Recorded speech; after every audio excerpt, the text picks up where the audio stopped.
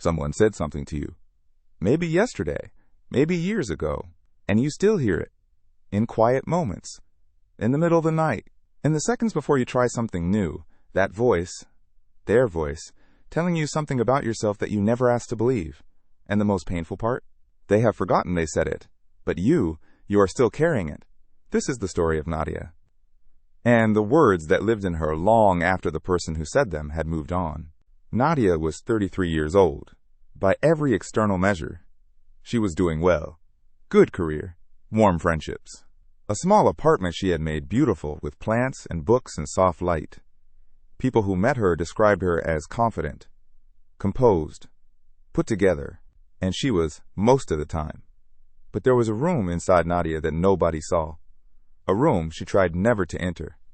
And in that room lived words, other people's words, said at different times, by different people, in different circumstances, but all of them still alive, still sharp, still capable of cutting as cleanly as the day they were spoken. The oldest one came from her father. She was 9 years old. She had shown him a drawing, something she had worked on for an entire afternoon. He had glanced at it. "It's okay," he said, "but you're not really the artistic one, are you? That's your sister."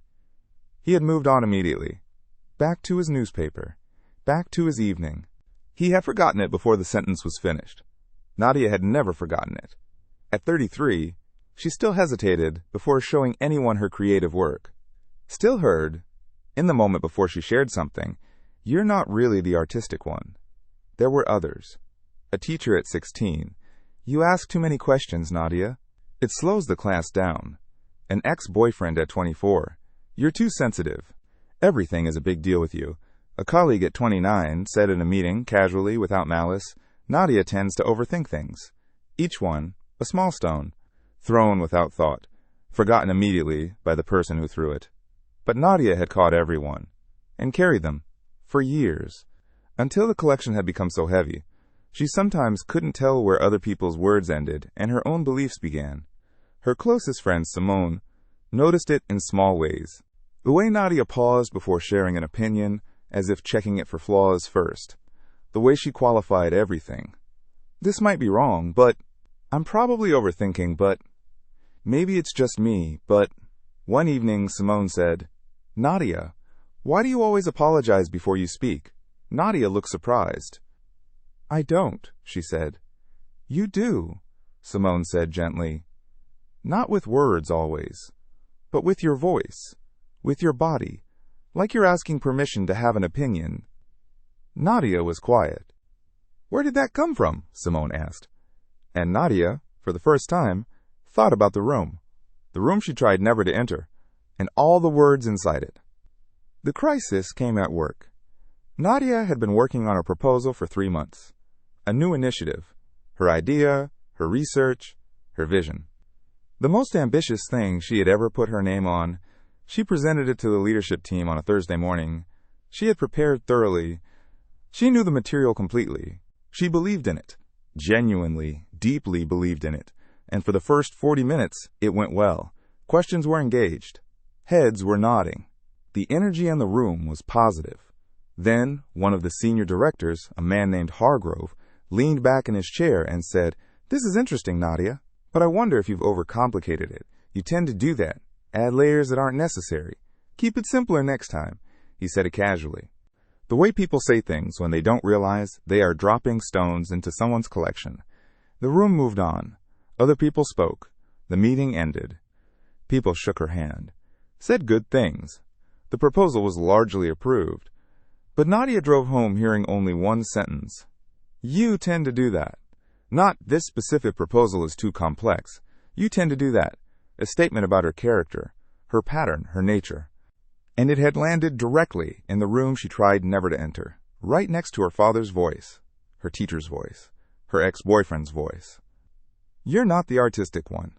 You ask too many questions. You're too sensitive. You tend to overcomplicate things."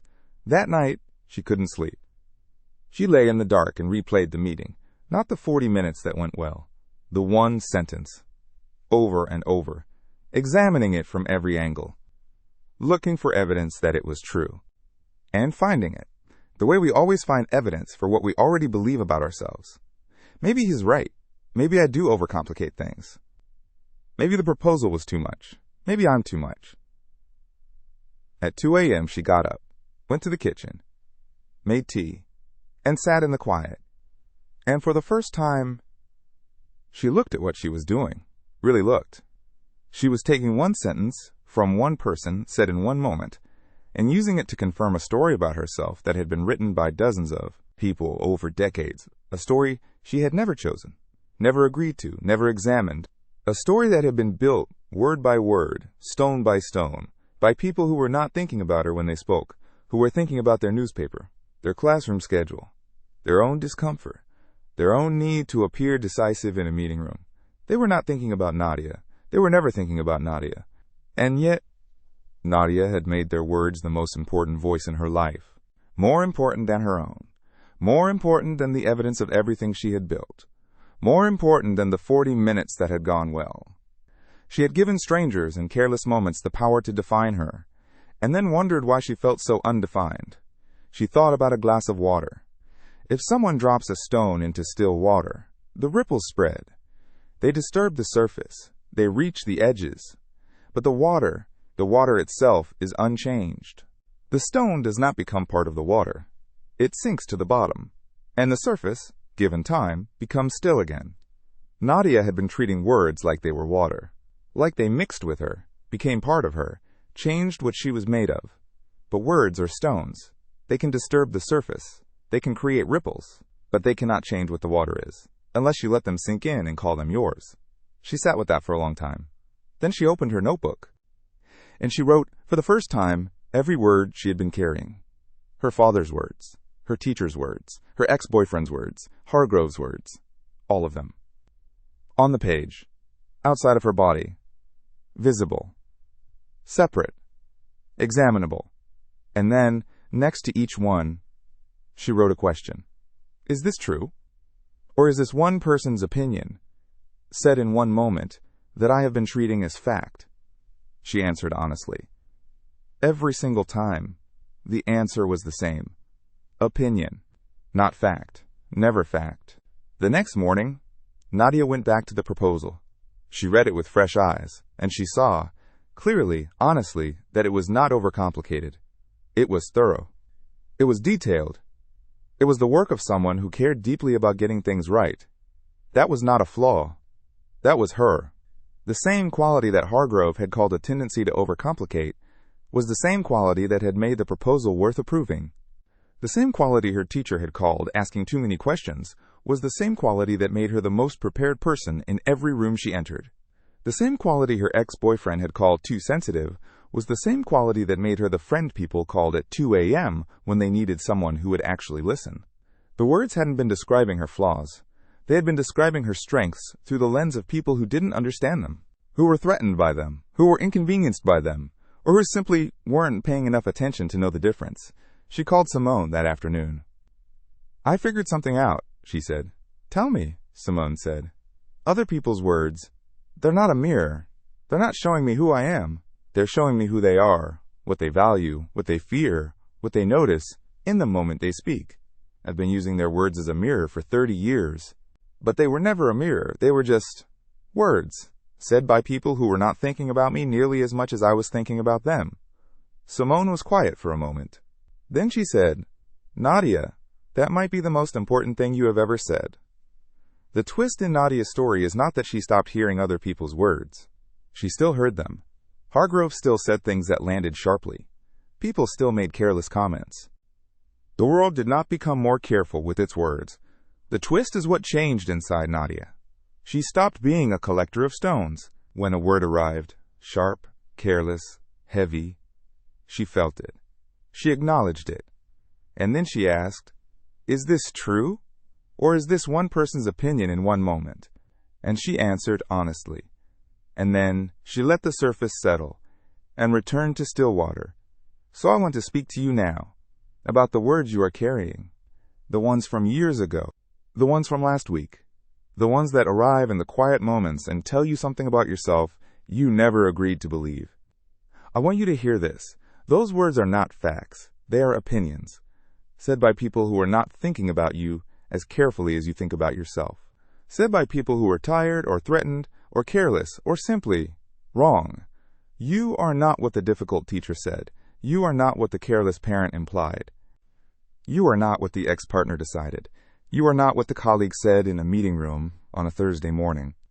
You are something that existed before those words and continues to exist after them. Here is what I want you to do.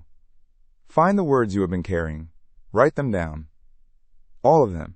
Outside of your body. On a page. And next to each one, ask the question, is this true?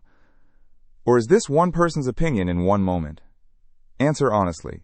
And then, for every word that is not true, let the surface settle. You don't have to fight the words. You don't have to argue with them. You don't have to prove them wrong. You just have to stop calling them yours.